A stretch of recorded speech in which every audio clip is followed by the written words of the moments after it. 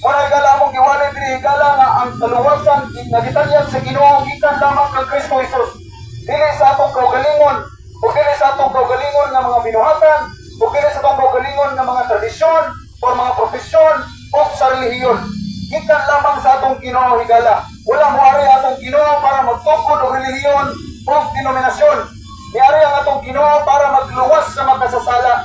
The Bible says in 1 Timothy chapter 1 verse 15, this is a faithful saying and worthy of all acceptation that Christ Jesus came into the world to save sinners.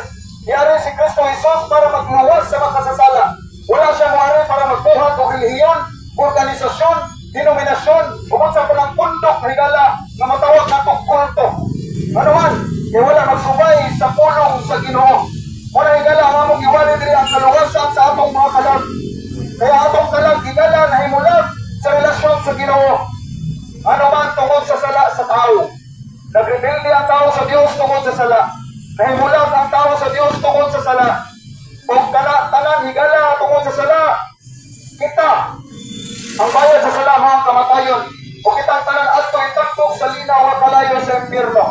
Ang Biblia nagingon sa Romans chapter 6 verse 23, for the wages of sin is death. Munang bayad sa sala higala mga kamatayon. Kaya naman kitang tanan nakasala o nakapsan sa himaya sa Dios. For all have sinned